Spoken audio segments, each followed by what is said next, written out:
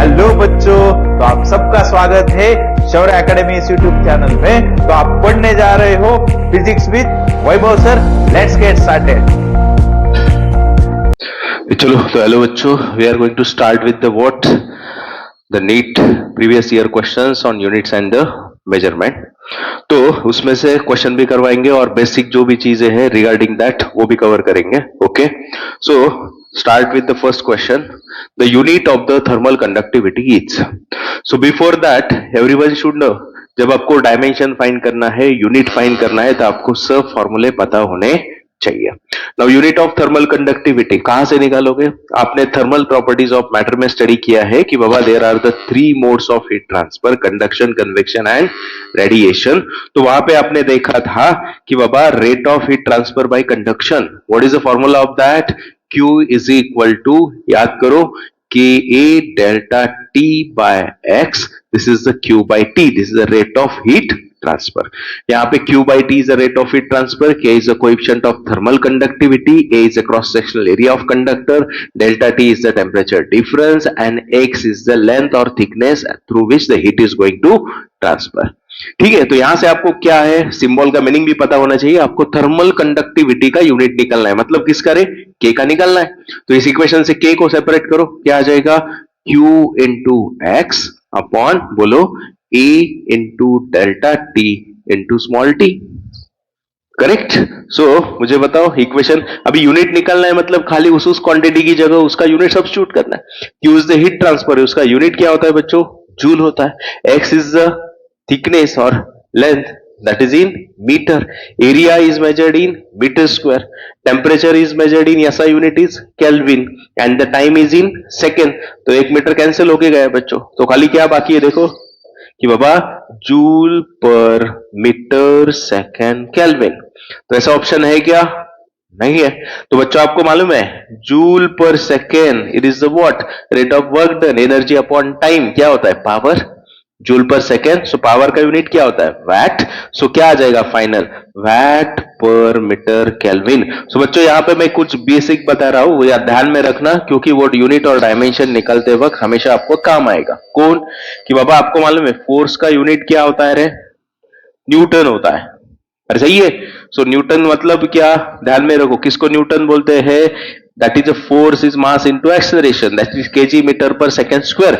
Because dimension find करने आता है तो आपको dimension you have to find in 7 fundamental quantities. कौन से? Length, mass, time, temperature, electric current, amount of substance, luminous intensity.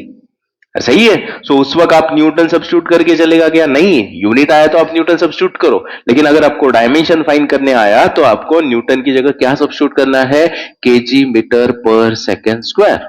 ठीक है। सिमिलरली बच्चों आपको आया बाबा सपोज जूल, करेक्ट? तो जूल की जगह मतलब जहां पे एनर्जी आया, जहां पे वर्क डन आया, तो आपको जूल का मीनिंग क्या होता है बच्चों? KG metre square per second square. Dimension में सब्स्टिट्यूट करना है। ठीक है। सिमिलरली बच्चों आपको आया कि बाबा पावर, वैट आया, तो वैट की जगह क्या सब्स्टिट्यूट करना है? KG metre square per second cube. अरे समझ में आया? तो डायमेंशन कैलकुलेट करते वक्त न्यूटन, जूल और वैट की जगह फटाफट ये ध्यान में रखना है। और दो चीजें, जैसे आपने यहां पे देखा इस क्वेश्चन में, मैंने क्या सब्स्टिट्यूट किया बच्चों? जूल पर सेकेंड की जगह वैट। सो सिमिलरली ये भी ध्यान में रखो कि बाबा न्यूटन मीटर को ही जूल बोलते हैं और जूल पर सेकेंड को वैट बोलते हैं। आया समझ में? ये आपको आगे काम आएगा। सो इस क्वेश्चन में कुछ डाउट? तो क्या आंसर है? ऐसा ही ऑप्शन बोलो, वैट पर मीटर केल्विन। तो कौन सा रे बच्चों? पहला ही ना, मीटर इनवर्स केल्विन इनवर्स। कुछ डाउट क्वेश्चन में? नहीं? ठीक है। साइमल्टेनियसली जो भी आपको इंपॉर्टेंट लगेगा नोट डाउन करते चलो। Okay, next. सो क्या है नेक्स्ट? बोलो, The damping force on oscillator is directly proportional to the velocity. क्या दिया है बच्चों? डैम्पिंग फोर्स जो है वो डायरेक्टली प्रोपोर्शनल है किसके? वेलोसिटी के। तो आपको बोला है units of the constant of proportionality. सही है। सो इक्वेशन से क्या समझ में आ रहा है? ठीक है बाबा, फोर्स कौन सा फोर्स है? Damping force. क्या है? Directly proportional to velocity. तो आपको मालूम है प्रोपोर्शनलिटी साइन निकालोगे तो वहां पे आप कांस्टेंट दोगे। तो मैं भी जो भी कुछ होगा तो एक्चुअल में आपने पढ़ा होगा कि बाबा वो कांस्टेंट होता है बी। उस कांस्टेंट को बोलते हैं डैम्पिंग कांस्टेंट। सही है। तो आपको क्या फाइंड करना है बच्चों? देखो जरा, यूनिट ऑफ कांस्टेंट प्रोपोर्शनलिटी मतलब किसका यूनिट रे? बी का ना। तो बी क्या हो जाएगा बच्चों इस फॉर्मूले से? एफ डी बाई वी हो जाएगा। अभी देखो आप न्यूटन में दिखाई दे रहा है क्या रे आंसर? वैसे आपने देखा कि बाबा फोर्स का यूनिट तो क्या होना चाहिए? न्यूटन होना चाहिए। नीचे वी क्या है? वेलोसिटी है। वेलोसिटी का यूनिट मीटर पर सेकेंड। मतलब एक्चुअल में ये होना क्या चाहिए था? न्यूटन सेकेंड पर मीटर। लेकिन न्यूटन है क्या? नहीं है। तो मैंने पिछले ही स्लाइड में कहा न्यूटन की जगह क्या सब्स्टिट्यूट करोगे? बोलो। न्यूटन होता है केजी मीटर पर सेकंड स्क्वायर। आया क्या समझ में बच्चों? तो सब्स्टिट्यूट करते हैं। बोलो क्या हो जाएगा? न्यूटन की जगह केजी मीटर पर सेकंड स्क्वायर। ऑलरेडी कौन है बच्चों? सेकंड पर मीटर। नाउ सेकंड, एक second cancel, metre metre get cancel. तो खाली कौन बाकी है रे? केजी पर सेकंड। मतलब ही क्या? KG second inverse. आया क्या समझ में? Any confusion? नहीं। तो कौन सा आंसर है? केजी पर सेकेंड। आ रहा है समझ में? तो वो तीन चीजें ध्यान ही रखना है आपको, न्यूटन, जूल, वैट। ठीक है, नेक्स्ट करेंगे। चलो अब next question, sorry same question. हाँ, the unit of permittivity of free space epsilon naught is. किसका यूनिट निकालना है बच्चों? Permittivity of free space epsilon naught. Correct. तो कहां पे स्टडी किया रे आपने परमिटिविटी? इलेक्ट्रोस्टैटिक्स में स्टडी किया है ना। सो आपको फॉर्मूला याद करना होगा। फोर्स का फॉर्मूला भी मालूम है, force of interaction between two charges, तो भी आप निकाल सकते हो। इलेक्ट्रिक फील्ड का फॉर्मूला पता है तो भी निकाल सकते हो। करेक्ट। जब डायमेंशन यूनिट निकालने के लिए आपको जो भी कौन सा फॉर्मूला पता है उस फॉर्मूले से आप जा सकते हो। तो आपको मालूम है का क्या बाबा आपने स्टडी किया था कूलोम्स लॉ, याद है क्या? इंटेंशनली मैं फॉर्मूले भी कवर कर रहा हूं, लॉ भी बता रहा हूं, तो आपको आगे जाके न्यूमेरिकल सॉल्व करने में फॉर्मूले की जरूरत है। So Coulomb's law of force, बोलो बच्चों क्या है Coulomb's law of force of interaction between two charges? कि बाबा force is equal to 1/4 pi epsilon naught Q1 Q2, यानी मैंने कंसिडर किया Q square upon R square. आया कि इस इक्वेशन में एप्सिलॉन नॉट आया। तो बोलो यहां से आपको फाइंड करना है बच्चों। आपको मालूम है Q is the magnitude of charge, R is the separation distance between the two charges. तो आपको कौन निकालना है बच्चों? कांस्टेंट को यूनिट डायमेंशन होता है क्या? नहीं। तो वो जाएगा, आपको कौन सा निकालना है? एप्सिलॉन नॉट का निकालना है। तो इक्वेशन से एप्सिलॉन नॉट सेपरेट करो तो क्या आ जाएगा? एप्सिलॉन नॉट की जगह Q स्क्वायर अपॉन, बोलो बच्चों, F into R square. Easy. तो अभी आपको इसकी जगह सब्स्टिट्यूट करो, यूनिट निकालना है बच्चों।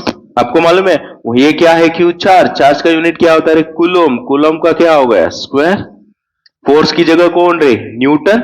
आर डिस्टेंस है तो उसकी जगह कौन रे? Metre square. सो क्या आ गया यूनिट? देखो जरा, ऑप्शन है क्या? Yes, coulomb square per newton metre square. बच्चों सी ऑप्शन दिखाई दे रहा है। सो बच्चों यहां पे ही खाली उस क्वेश्चन को उस क्वेश्चन की तरीके से मत देखो कि बाबा यहां पे आपको आ सकता है व्हाट आर द डायमेंशंस और यूनिट ऑफ डाइलेक्ट्रिक कांस्टेंट। तो डाइलेक्ट्रिक कांस्टेंट मतलब कौन? कि बाबा आपको मालूम है ये जो फैक्टर है के को ही बोलते हैं 1/4 पाई एप्सिलॉन 0, ताकि आपको वैल्यू भी पता है इसकी कितनी होती है, 9 इंटू 10⁻⁹। बच्चों अगर आपको आया इसका यूनिट डायमेंशन निकालो, तो आप देख रहे 1/4 पाई को तो यूनिट डायमेंशन नहीं है, मतलब एप्सिलॉन नॉट का सीधा क्या है? रेसिप्रोकल है। मतलब यहां से अगर मैं पूछता तो के का यूनिट क्या आ जाता है? खाली इसका रेसिप्रोकल करो, क्या होगा? न्यूटन मीटर स्क्वायर पर कूलम स्क्वायर। आया समझ में? तो उस क्वेश्चन को जितने भी एंगल से देखना है देख सको। तो यहां से आपको इसकी वैल्यू भी मिल गई बाबा, न्यूटन मीटर स्क्वायर पर कूलम स्क्वायर। तो बच्चों यहां से ही आगे क्वेश्चन आ सकता है, बाबा यहां पे यूनिट पूछा है, आगे जाकर डायमेंशंस निकालो। सही है? क्वेश्चन में कुछ डाउट नहीं? चलो नेक्स्ट क्वेश्चन क्या है देखो, the errors in the measurement which arise due to unpredictable fluctuation in temperature and the voltage. बच्चों फ्लक्चुएशन कैसा है, आप देख रहे हो यहाँ पे अभी लाइट जल रहे हैं, करेक्ट, तो वो कम ज्यादा होते ही रहते हैं। समझ में आ रहा है? सो ये जो फ्लक्चुएशन है नहीं तो टेम्परेचर में, तो ये कौन सा एरर है? यस बच्चों, रैंडम है ना, वो क्या स्पेसिफिकली है? इंस्ट्रूमेंटल एरर है क्या? नहीं। वो पर्सनल एरर है क्या? नहीं। वो मैन्युअल एरर है क्या? नहीं। रैंडमली हो सकता है, वो वोल्टेज में फ्लक्चुएशन हुआ, टेम्परेचर में फ्लक्चुएशन हुआ, so that error is a what? Random errors. आपने स्टडी किया है ना different types of errors. Okay, next. So now see, what is the question? A metal wire has mass 0.4. तो बच्चों पहला क्या दिया आप लोगों को? मास जो दिया है, मास कितना दिया है देखो, 0.4 प्लस माइनस 0.002 ग्राम। सही है। आगे क्या दिया है रे? द रेडियस कितना दिया है? रेडियस का भी दिया है आप लोगों को। रेडियस जो है 0.3 प्लस माइनस 0.001 mm। आगे दिया आप लोगों को लेंथ इन सेंटीमीटर, कितना है लेंथ देखो, so length is equal to 5 plus minus 0.002 centimetre. क्या पूछा है बच्चों आप लोगों को? Maximum possible percentage error in the measurement of density. Correct. क्या निकलना है आपको बच्चों? Now see, percentage error in density आपने स्टडी किया था डिफरेंट कैलकुलेशन ऑफ एरर्स में। पहली मिलती है आपको मीन वैल्यू, दूसरा मिलता है आपको मीन एब्सोल्यूट, और तीसरा आपने निकाला था रिलेटिव एरर। तो आपको जो पूछा है वो क्या है? रिलेटिव एरर, लेकिन किसे निकलना है? परसेंटेज में। तो बच्चों मतलब आपको पहला क्या समझ में आया? किस में फाइंड करना है? डेंसिटी में। तो इक्वेशन क्या होता है, कैसे लिखते हैं? Mean absolute error upon mean value, ये हुआ आपका रिलेटिव एरर, इनटू परसेंटेज बोला है तो डेंसिटी, मतलब आपको इसका आंसर फाइंड करना है। समझ में आया?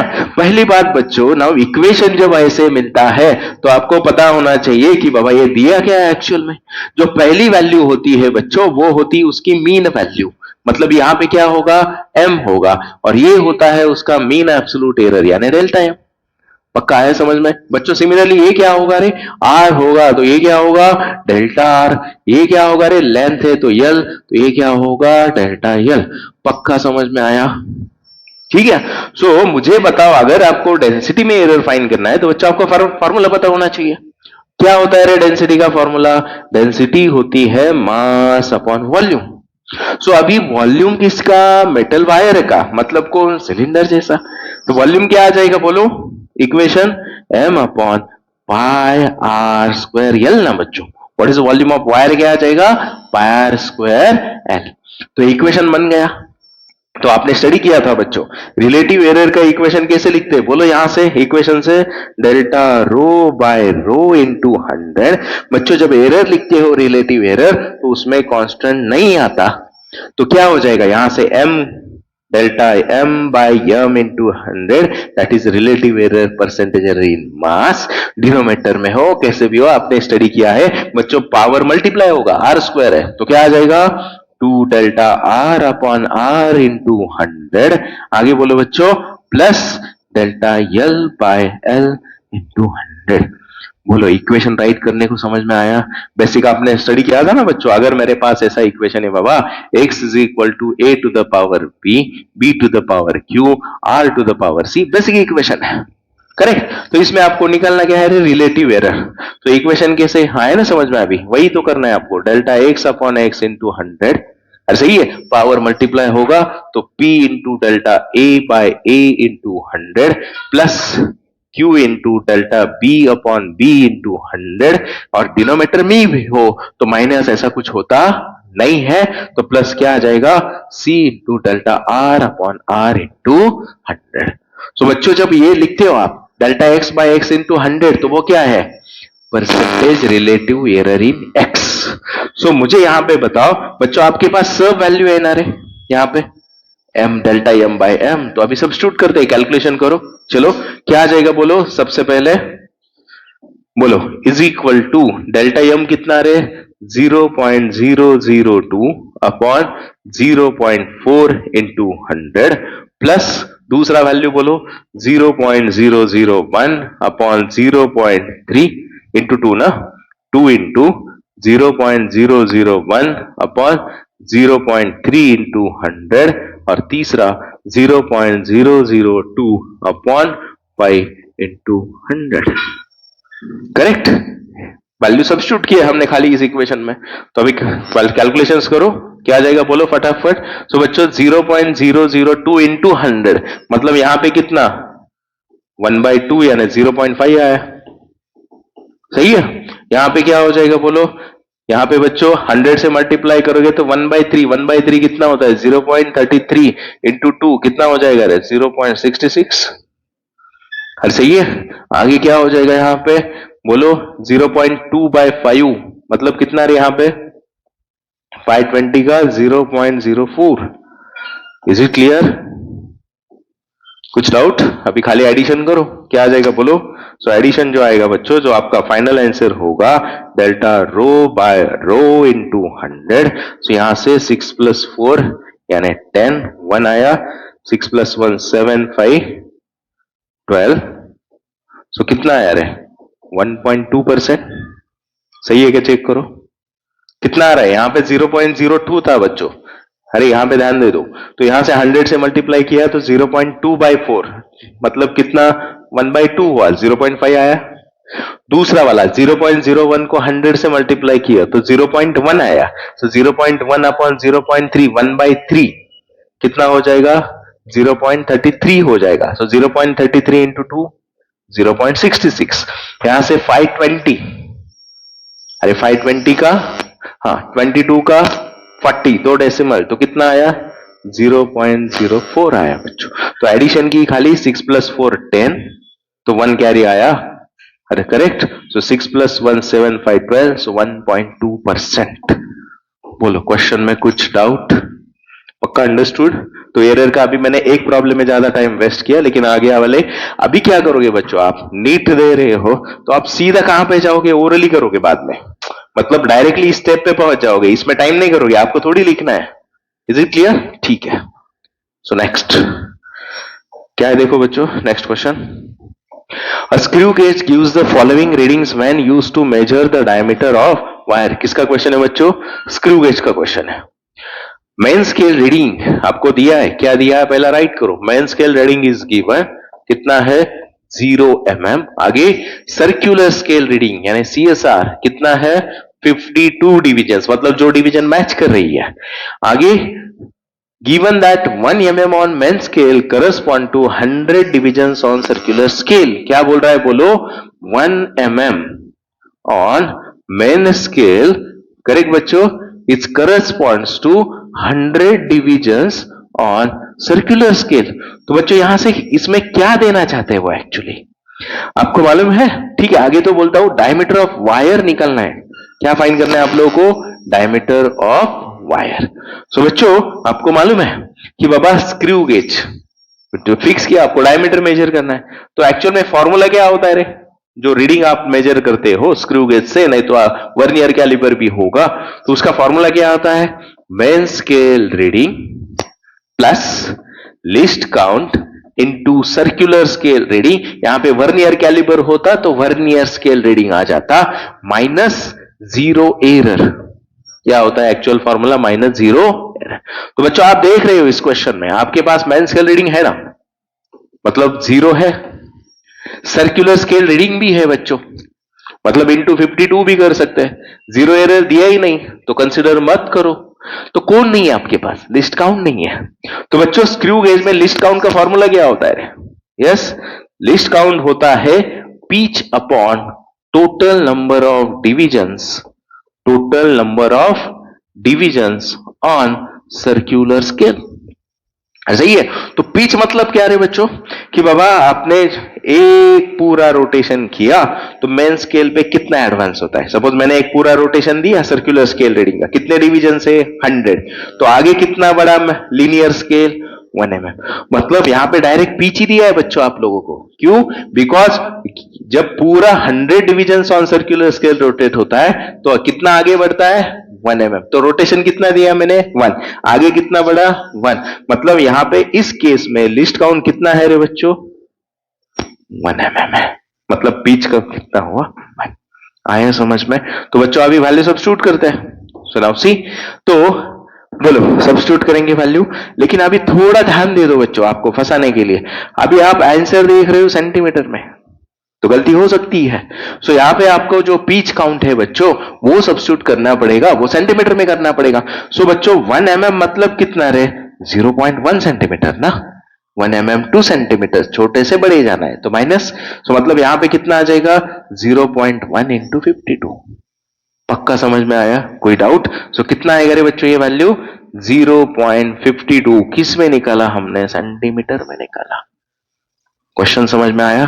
Any doubt? ये फॉर्मूला समझ में आया? यहां पे जीरो एरर देते तो आप जीरो एरर भी कंसिडर करते, सब्स्टिट्यूट करते आप।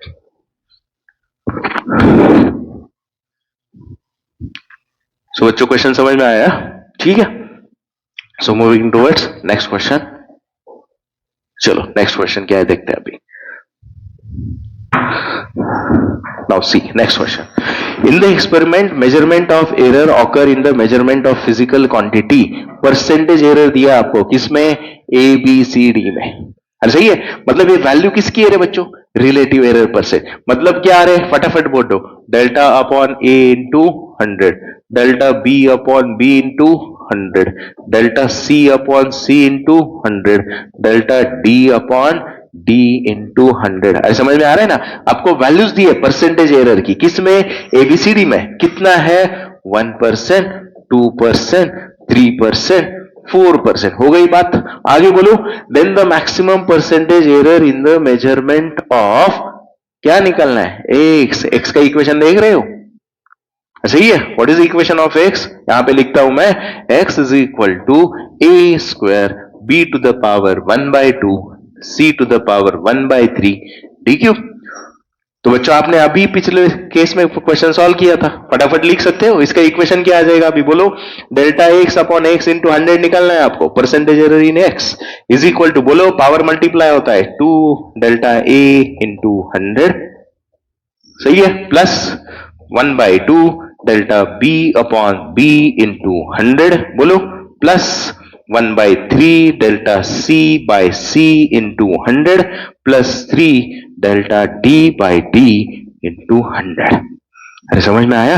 अब ये एक्सप्लेन करने के लिए आप बहुत शॉर्टकट से जा सकते हो, ठीक है, वो भी करवाएंगे। तो बोलो बच्चों 2, अभी ये वैल्यू दी कितना?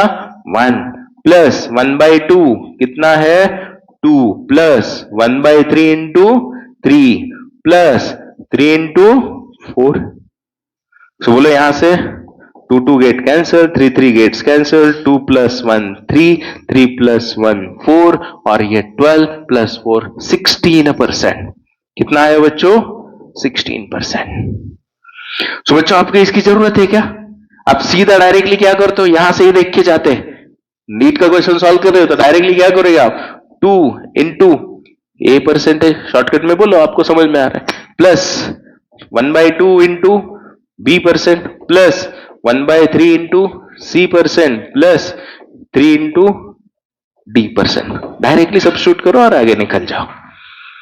सो क्वेश्चन में कुछ डाउट नहीं? ठीक है, नेक्स्ट क्या है? Now see next question. The main scale of vernier caliber has a n divisions per centimetre. क्या दिया है? Main scale. मेन स्केल पे क्या दिया आप लोगों को कि बाबा n डिविजन्स पर सेंटीमीटर, ठीक है। आगे, n divisions on vernier scale coincide with n-1 divisions on the main scale. तो क्या दिया है बोलो, कैसे राइट करोगे? n डिविजन्स किसके रे बच्चों? वर्नियर स्केल के। corresponds to what? n-1 divisions on what? Main scale division. ऐसा ही दिया है, कोइंसाइड्स मतलब दोनों इक्वल हो गए। आगे बोलो, the least count of vernier caliper निकलना है। क्या निकलना है आप लोगों को? लीस्ट काउंट, ठीक है, लीस्ट काउंट फाइंड करना है बच्चों। सो बोलो रे, what is the formula of least count? जरा बेसिक की तरफ बढ़ते हैं। लीस्ट काउंट का फॉर्मूला होता है बच्चों 1 main scale division minus 1 vernier scale division. हर समझ में आ रहा है? ठीक है। सो बच्चों लीस्ट काउंट को दूसरा मीनिंग है वर्नियर कांस्टेंट, वो भी याद रखो, कभी भी आपको आएगा वर्नियर कांस्टेंट फाइंड करना है, मतलब क्या फाइंड करना है? Least count. तो बोलो यहां से। सो बच्चों यहां पे क्या होता है? नाउ सी, आप देख रहे हो n vernier scale n minus one main scale division, तो आपको दिया किसका है? मेन स्केल का। मतलब इस इक्वेशन को मैं किस टर्म में लेके जाऊंगा? मेन स्केल डिवीजन में लेके जाऊंगा। तो मुझे यहां से बताओ बच्चों, इस इक्वेशन को देख के आप वर्नियर स्केल डिवीजन की जगह क्या सब्स्टिट्यूट कर सकते हो? One main scale division minus, यहां पे वन मतलब n उस साइड जाके डिवाइड हो जाएगा, तो यहां से क्या आ जाएगा रे? n minus one upon n main scale division. Direct formula बना दे रहा हूं, बाद में डायरेक्टली आप वैल्यू सब्स्टिट्यूट कर रहे हैं। यहां से बताओ मेन स्केल डिवीजन कॉमन आएगा क्या बच्चों? ब्रैकेट में क्या बचा है रे? One minus n minus one by n, cross multiplication करो, क्या हो जाएगा? Main scale division n minus n plus one, ना माइनस साइन से अंदर मल्टीप्लाई किया, डिवाइड बाई n, तो बच्चों कितना बाकी रहेगा?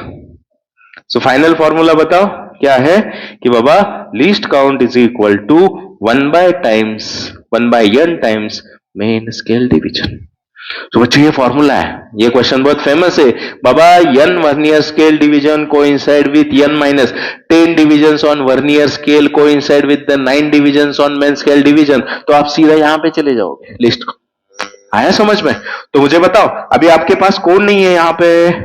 One main scale division. तो बच्चों यहां से इजी है ना कि बाबा 1 सेंटीमीटर में n डिविजन्स है, मतलब वन डिवीजन कितना होगा?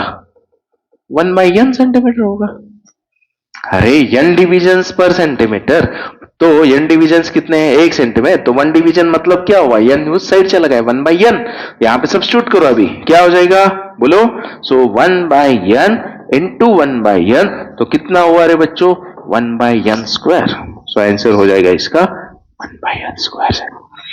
पक्का समझ में आया? तो ये फॉर्मूला याद रखो बच्चों, ठीक है, और आगे क्वेश्चन इजी हो जाएगा। कुछ डाउट? इसका भी फॉर्मूला बच्चों, अगर हाँ यहां पे आपको रीडिंग भी निकालने आ जाता तो इसका भी फॉर्मूला क्या होता है रीडिंग का? डायमीटर, लेंथ, जो भी डायमीटर मेजर करना है तो क्या आ जाता फॉर्मूला?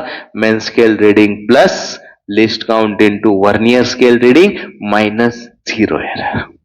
क्लियर? ठीक है, नेक्स्ट क्या है now? See next question.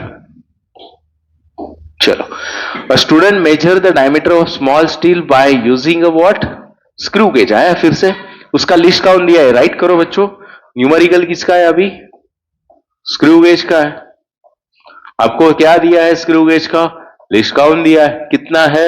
0.001 centimetre. ठीक है, आगे बढ़ते। The main scale reading is 5 mm, दिया है डायरेक्टली आपको। मेन स्केल रीडिंग कितना है बच्चों? 5 mm। आगे, and 0 of circular scale coincide with the 25 divisions, मतलब कौन है रही है? सर्कुलर स्केल रीडिंग है। सो सर्कुलर स्केल रीडिंग भी दिया है, कौन से डिवीजन पे मैच कर रहा है वो? 25 डिवीजन। ठीक है, आगे बढ़ते। Above the reference level if screw gauge has a 0 error, दिया है यहां पे कौन? 0 एरर। सो कितना दिया है 0 एरर? Minus 0.004 centimetre. आगे, the correct diameter of the ball, मतलब क्या मेजर करना है? स्क्रू गेज का रीडिंग फाइंड करना है। तो आपको पूछा है बच्चों, फॉर्मूला तो मालूम है, बोलते हो पहले? पिछले केस में किया था, क्या होगा डायमीटर बोलो? Main scale reading plus circular scale reading into least count minus 0 error. मेरे ख्याल से बच्चों आपके पास वैल्यू है, यहां पे कोई करना ही नहीं है, तो करो सब्स्टिट्यूट डायरेक्टली। क्या आ जाएगा बोलो? मेन स्केल रीडिंग इज, अरे एक गलती कर सकते हो फिर से, ये सेंटीमीटर में है, अरे बराबर ना? तो मेन स्केल रीडिंग भी आपका बाकी सब सेंटीमीटर में, मेन स्केल रीडिंग को 5 mm मतलब कितना रे? 0.5 सेंटीमीटर। आया क्या समझ में? तो करो substitute, 0.5 plus 25 into list count 0.001। बच्चों ऑलरेडी माइनस साइन, ये भी माइनस, तो माइनस माइनस बिकम प्लस हो जाएगा। Is it clear now? तो करो कैलकुलेशन खाली, फाइनली कितना आ जाएगा बोलो? सो 0.5 25 से मल्टीप्लाई किया तो 0.025 प्लस 0.004, तो बोलो फाइनल आंसर एडिशन करने के बाद ये 459, देन यहां पे 2, देन यहां पे बच्चों, अरे सही है क्या? 0.529 सेंटीमीटर। सही है? कुछ डाउट है कि इसमें? ये 0.004, यहां पे आया 0.025 और यहां पे 5, तो कितना हुआ? सीधा सीधा 529 सेंटीमीटर। क्वेश्चन समझ में आया? यस, सो इसका आंसर आता है 0.529 सेंटीमीटर। करेक्ट। नेक्स्ट करने का, ठीक है बच्चों। यहां पे कभी कभी इस क्वेश्चन में ऐड होता है find out the answer up to correct significant figures and all, तो देखते हैं वो भी। हाँ चलो नेक्स्ट। क्या है बोला, अभी कर सकते हो ना, अभी ये तो बहुत इजी एरर्स वाले। क्या करना है आपको, फिर से दिया है बच्चों एबीसीडी में परसेंटेज एरर। सो आपको इक्वेशन क्या है, P इज इक्वल टू बोलो A cube B square upon C D. तो आपको फाइंड क्या करना है, परसेंटेज एरर इन P। तो बोलो रे बच्चों fast, delta P upon P into 100, 3 into delta A by A into 100 बोलो, plus 2 into delta B upon B into 100 plus delta C upon C into 100 plus delta D upon D into 100।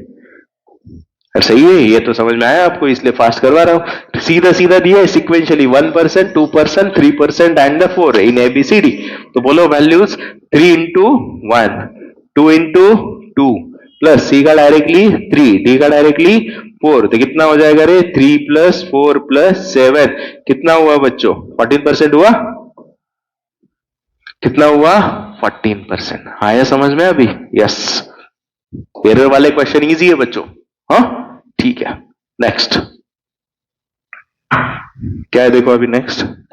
The density of cube is measured by using its mass and length of its side. किसका major कर रहे हैं हम, measuring density of cube बच्चों। Shape कौन सा है, cube. जैसे पहले केस में कौन था, वायर था। हाँ यहां पे कौन है, if it's maximum error in measurement of mass and length are given. क्या राइट करो बोलो, परसेंटेज एरर इन मास मतलब delta M by M into 100 कितना है 3%। दूसरा कौन रे, लेंथ का कितना है, डेल्टा यल अपॉन यल इंटू 100 वो कितना है 2%। तो आपको पूछा है maximum error in measurement of density, तो कौन फाइंड करना है बोलो, delta rho bye rho into 100। So बच्चों आपको मालूम है पिछले केस में वही था, डेंसिटी का फॉर्मूला लिखो, क्या होगा, density is equal to mass upon volume. Volume किसका है भाई, क्यूब का।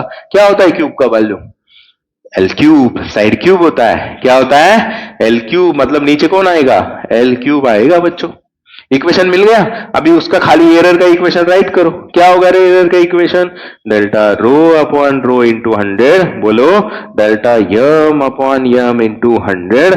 यहां पे बोलो 3 इंटू डेल्टा यल अपॉन यल इंटू 100। सो बच्चों ये वैल्यू है ना आपके पास, तो करो सब्स्टिट्यूट, क्या आ जाएगा बोलो, delta M upon M into 100 कितना है 3 प्लस यहाँ पे 3 इंटू एरर का लेंथ का कितना है 2 मतलब कितना रे 3 प्लस 6 कितना हुआ रे 9% हुआ। पक्का समझ में आया। मतलब आपको ये वॉल्यूम के फॉर्मूले पता होने चाहिए ना। एक तो लिख के लो, वायर का है तो सिलेंडर का वॉल्यूम कितना था, पायर स्क्वेरियल था ना बच्चों। इंपॉर्टेंट जो आते सपोज सिलेंडर का आया मतलब वायर का, तो क्या होगा पायर स्क्वेरियल होगा। अभी क्यूब आया बच्चों, क्यूब का क्या था एल क्यूब था बच्चों, क्यूबाइड आ जाता तो क्या होता है रे एलबीएच हो जाता बच्चों। स्पीयर आता तो क्या हो जाता 4/3 पाई आर क्यूब हो जाता। आया समझ में, ठीक है यस। जनरल फॉर्मूला क्या होता है वॉल्यूम का, कभी कभी ऐसे भी आ सकता है, एरिया इंटू लेंथ होता है। क्या होता है, एरिया इंटू लेंथ। तो बच्चों इसका आंसर आप लोगों को मिल गया 9%। क्वेश्चन में कुछ डाउट नहीं, ठीक है। नेक्स्ट क्वेश्चन क्या है देखो, percentage error in the measurement of mass and speed. बोलो पहला किसका है, मास का है, कितना दिया है बोलो, ये देखो यहाँ पे है मास, यहाँ पे स्पीड 2% एंड 3%। तो मास का कितना 2%। दूसरा किसका रे स्पीड का, तो v बोलता हूं delta v by v into 100 कितना 3%। ठीक है लिख दिया। The error in the estimate of kinetic energy, kinetic energy में एरर निकालना है अभी कितना हुआ। तो काइनेटिक एनर्जी मतलब मैं ई बोलता हूं, तो बच्चों क्या फाइंड करना है आपको, डेल्टा अपॉन ई इंटू 100 निकालना है।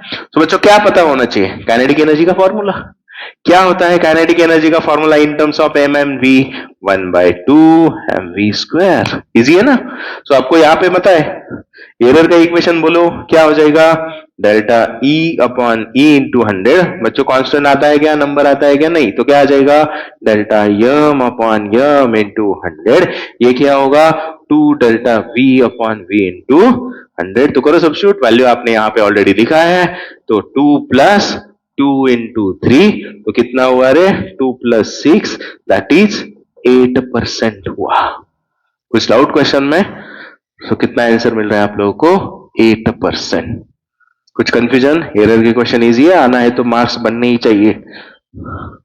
चलो नेक्स्ट क्वेश्चन देखो बच्चों, the area of rectangular field in metre square of length, area rectangular field का लेंथ दिया है, ब्रेड दिया है, कितना दिया है बच्चों, बोलो, लेंथ कितना है 55.3 मीटर, ब्रेड कितना है 25 metre. After rounding off the value of correct significant figure digits, कौन राउंडिंग ऑफ कौन निकालना है, एरिया निकालना है, ठीक है। सो बच्चों एरिया कौन सी फील्ड है, रेक्टेंगल है,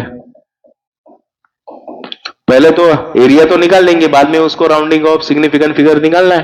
तो बोलो रेक्टेंगुलर का एरिया क्या होगा, लेंथ इंटू ब्रेड, तो लेंथ कितना रे 50.53, ब्रेड कितना 25 3 का 75, 7 कैरी आया, 25 5 का 125, 7 132, 25 120 138, एक डेसिमल। बच्चों आया कितना एक्चुअल वैल्यू, कितना आया 1382.5। Is it clear? सो आपको क्या करना है, ये आंसर है क्या आपका, नहीं, आपको बोला है बच्चों राउंड ऑफ करना है उसको, up to round off up to correct significant figures.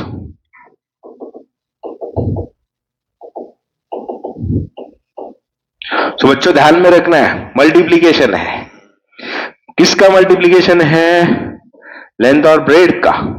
बच्चों 55.3 में सिग्निफिकेंट फिगर कितने हैं, बोलो 3 सिग्निफिकेंट फिगर है, कितनी है 3। 25 मीटर में कितने सिग्निफिकेंट फिगर है, 2 सिग्निफिकेंट फिगर है। तो मल्टीप्लीकेशन करने के बाद आंसर में जो सिग्निफिकेंट फिगर होने चाहिए, जिसमें लिस्ट है वो कंसीडर करना है, जिसमें क्या है लिस्ट, मतलब इसमें कितने थे खाली 2, इसमें कितने थे 3, तो आंसर में कितने होने चाहिए सिग्निफिकेंट फिगर, खाली 2 होने चाहिए। सो बच्चों अगर मैं इस इक्वेशन को ऐसे राइट करता हूं 1.3825, तो डेसिमल पावर कितना हो जाएगा, लेफ्ट में शिफ्ट करने के बाद प्लस, सो कितना हो जाएगा 10 to the power 3। अभी बच्चों आपको क्या करना है, राउंड ऑफ कहां तक लेके जाना है, खाली 2 सिग्निफिकेंट फिगर के पास, मतलब मेरा आंसर यहां तक ही होगा। तो मैं इसके आगे वाला नंबर चेक करूंगा राउंड ऑफ करते हुए, 3 के आगे कितना है 8, 5 से बड़ा है तो लेफ्ट में ऐड होगा, मतलब कितना आ जाएगा 1.4 लिखता हूं खाली इसको, इंटू 10⁻² कितना है 3, मतलब यही कितना आ जाएगा 14 इंटू 10⁻²। अरे सही है, तो आंसर है क्या ऐसा, देखो, अरे इज इट क्लियर? सो बच्चों आप कैलकुलेशन भी नहीं करते, तो डायरेक्टली ऑप्शन से सिलेक्ट करते हैं। कैसे बाबा, इसमें कितने सिग्निफिकेंट फिगर है 3, नहीं होगा, इसमें कितने हैं 5, नहीं होगा, इसमें कितने 4, नहीं होगा, 10 के पावर को सिग्निफिकेंट फिगर नहीं कंसीडर करते, 2 डायरेक्ट यहां से जाके आंसर सिलेक्ट करते, no need to do the calculations. लेकिन ठीक है, बेसिक कवर करने का था। कुछ डाउट? तो मल्टीप्लीकेशन और डिवीजन में क्या, आंसर में जिस फैक्टर में लिस्ट सिग्निफिकेंट फिगर हो गए वो आंसर में होना चाहिए। करेक्ट बच्चों? ठीक है।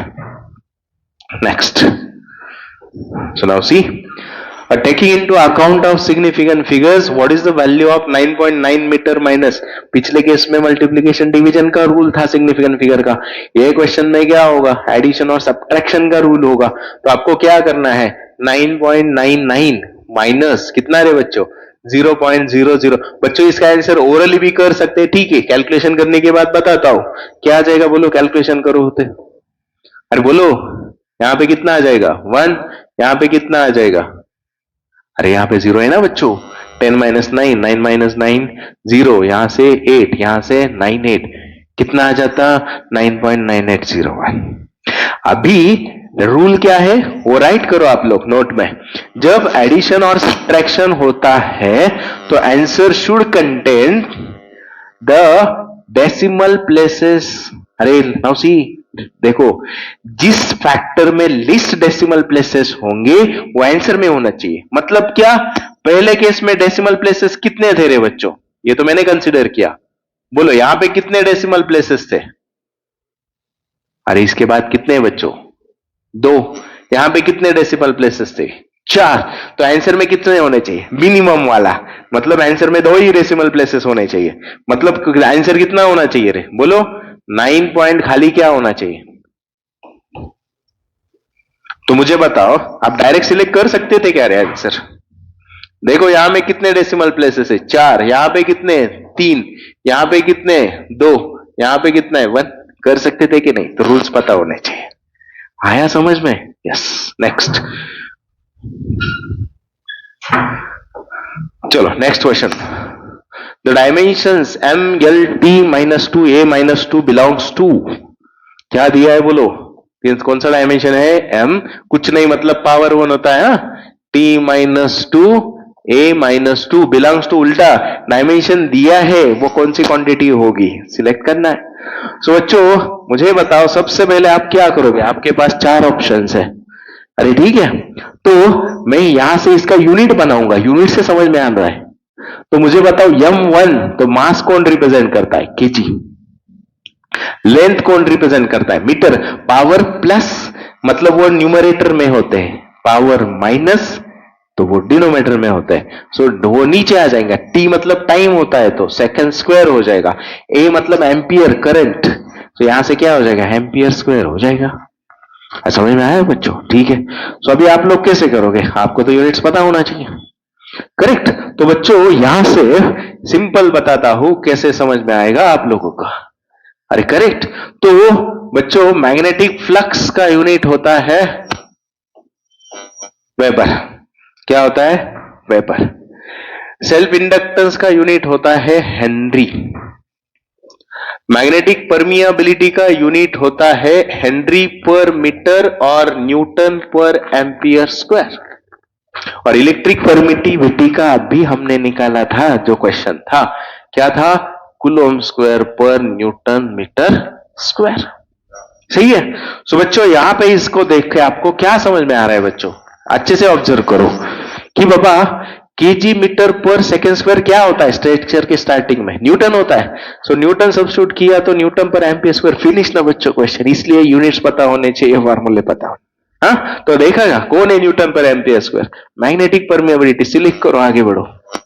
अरे क्लियर? तो आपको फॉर्मूले पता होने चाहिए, आपको यूनिट्स भी लर्न होने चाहिए, तो क्वेश्चन में टाइम नहीं जाएगा। टाइम भी मैटर करेगा ना एग्जाम में। ठीक है? कुछ डाउट नहीं? नेक्स्ट, इसके दोनों भी यूनिट राइट किए, हेनरी पर मीटर। ये ठीक है। नेक्स्ट क्या है देखो, a plane angle and solid angles have, easy question था 2022 का।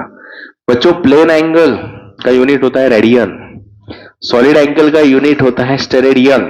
लेकिन एंगल्स यूनिट थे, सॉरी, लेकिन डायमेंशन नहीं होता। दोनों का यूनिट है क्या? नहीं है, यूनिट है लेकिन कौन नहीं है? डायमेंशंस नहीं है। मतलब क्या? Units but no dimension. मैंने यूनिट भी बताया, plane angle measured in radian, solid angle is measured in steradian. Okay ठीक है। नेक्स्ट क्वेश्चन बच्चों, इस टाइप के क्वेश्चन आता है बहुत। The pair of quantities having the same dimensions, pair of quantities having the same dimensions. तो बच्चों आप, मुझे मालूम है आप फटक से आंसर बता दोगे, लेकिन सब फॉर्मूले भी पता होने चाहिए। फटाफट लिखो तो आपका एडवांटेज है उसमें। पहला ऑप्शन बोलो बच्चों, क्या है? इंपल्स। मैं फटाफट फॉर्मूले लिखता हूं, बोलो बच्चों इंपल्स। इंपल्स का सिंबल जे। क्या होता है इंपल्स? फोर्स इंटू टाइम होता है। तो यूनिट क्या होगा रे इसका? बोलो, इसका यूनिट होगा फोर्स का न्यूटन सेकेंड होगा। आगे बोलो सरफेस टेंशन। बच्चों इंटेंशनली मैं लिख रहा हूं क्योंकि यही क्वेश्चन आएगा क्या नहीं, क्वेश्चन कैसे भी आ सकता है। सरफेस टेंशन टी क्या होता है? फोर्स पर यूनिट लेंथ होता है। तो यूनिट क्या आया? न्यूटन पर मीटर आया। आगे कौन है बच्चों? एंगुलर मोमेंटम है। एंगुलर मोमेंटम का फॉर्मूला बोलो बच्चों, एम वी आर। तो यूनिट क्या होगा रे? KG metre square per second होगा। सही है। आगे बोलो वर्क। वर्क मालूम है बच्चों आपको क्या होता है? फोर्स इंटू डिस्प्लेसमेंट होता है। तो यूनिट आ जाएगा newton metre. Then torque, torque भी क्या होता है बच्चों, R bar cross F bar, तो ये भी क्या हो जाएगा, न्यूटन मीटर। बच्चों यंग्स मॉडुलस क्या होता है रे, यंग्स मॉडुलस बोलो, it's ratio of what, longitudinal stress upon longitudinal strain. लेकिन स्ट्रेन कैसा होता है, change in dimension upon original dimension, strain is a unit less dimension less. तो सिग्मा क्या होता है, फोर्स अपॉन एरिया। तो इसका यूनिट क्या होगा बच्चों, न्यूटन पर मीटर स्क्वायर। और लास्ट में है एनर्जी, तो आपको मालूम है बच्चों, कौन सी भी एनर्जी कंसीडर करो, यूनिट क्या होता है, जूल। जूल मतलब ही क्या, न्यूटन मीटर होगा। सो बच्चों अभी ऑब्जर्व करो, आपके सामने सब क्वांटिटीज है, एक एक ऑप्शन देखो। इंपल्स एंड सरफेस टेंशन, बोलो इंपल्स का क्या है, न्यूटन सेकेंड, इसका न्यूटन मीटर, तो ये नहीं हो सकता मैच। दूसरा क्या है, एंगुलर मोमेंटम एंड वर्क। तो बोलो बच्चों एंगुलर मोमेंटम का क्या है, KG metre square per second है। वर्क का क्या होता है, आपको मालूम है जूल मतलब ही क्या होता है, KG metre square per second square. नहीं मैच करता ना, ये मीटर स्क्वायर पर सेकेंड है, या सेकेंड स्क्वायर, तो सेकेंड भी चला गया। वर्क एंड टॉर्क है ना बच्चों, दोनों का न्यूटन मीटर न्यूटन मीटर, तो ये हो जाएगा। यंग्स मॉडुलस एनर्जी नहीं होगा, यंग्स मॉडुलस न्यूटन पर मीटर स्क्वायर है और एनर्जी न्यूटन मीटर होती है, तो ये भी नहीं हो बच्चों, इसमें नहीं है। तो यहां पे और एक क्वेश्चन कैसे बन सकता है, यंग्स मॉडुलस को देख के मुझे याद आ रहा है कि बच्चों तीनों भी constant, young modulus which is also called the modulus of elasticity, bulk modulus which is called the volume elasticity, shear modulus which is called the modulus of rigidity, ये तीनों का भी यूनिट डायमेंशन सेम, यूनिट क्या, Newton पर metre square. और कौन, pressure का भी यूनिट न्यूटन पर मीटर स्क्वायर। और कौन, स्ट्रेस का भी यूनिट न्यूटन पर मीटर स्क्वायर। अरे आ रहा है समझ में, ऐसा भी क्वेश्चन बन सकता है, करेक्ट। तो आप वो देखोगे बच्चों, तो एक टेबल मिलेगा आपको, कौन सा भी बुक रेफर करो, उसमें दिया है आपको the quantities having the same dimensions, तो वो एक उसके थ्रू जाओ, ठीक है। चलो नेक्स्ट, कुछ डाउट क्वेश्चन में, चलो नेक्स्ट क्वेश्चन। नाउ नेक्स्ट क्या है बच्चों, the dimensions of mu not epsilon not to the power -1/2। क्या दिया है आपको, डायमेंशन निकालना है, किसका, म्यू नॉट एप्सिलॉन नॉट। बच्चों इसलिए आप नीट की पढ़ाई कर रहे हो, तो आपको फॉर्मूले फटाफट आने चाहिए, सही है। मेरे ख्याल से आपने दोनों भी फॉर्मूले किए, मैंने अभी जैसे लेक्चर स्टार्ट किया तो दोनों भी किए। बोलो म्यू नॉट का फॉर्मूला, यूनिट अभी देखा क्या प्रीवियस केस में, क्या था रे, न्यूटन पर एम्पियर स्क्वायर, जिसका आंसर था। दूसरा कौन है, एप्सिलॉन नॉट, वो भी किया हमने कूलम्स लॉ के क्वेश्चन में, क्या होता है उसका, बोलो coulomb square per newton metre square. तो बच्चे सब्स्टिट्यूट करेंगे इसमें, हाँ, तो बोलो क्या आ जाएगा बाबा, म्यू नॉट की जगह मैंने सब्स्टिट्यूट किया न्यूटन पर एम्पियर स्क्वायर, इसकी जगह सब्स्टिट्यूट कर रहा हूं mu not epsilon not to the power -1/2 into epsilon naught coulomb square per newton metre square to the power -1/2। तो यहां से बोलो न्यूटन न्यूटन की कैंसिल। सो बच्चों क्या बाकी रह रहा है, देखो जरा ब्रैकेट में, coulomb square per ampere square metre square to the power -1/2। सोचो आप देख रहे हो कि बाबा डायमेंशन में कूलम चलता है क्या रे, नहीं, तो कूलम नहीं लेकिन करंट चलता है ना, एम्पियर। तो आपको मालूम है what is the formula to calculate the current, current क्या होता है, चार्ज अपॉन टाइम होता है बच्चों। तो चार्ज क्या होगा, करंट इनटू टाइम, मतलब कौन रे, यूनिट क्या सब्स्टिट्यूट करेंगे, एम्पियर सेकेंड।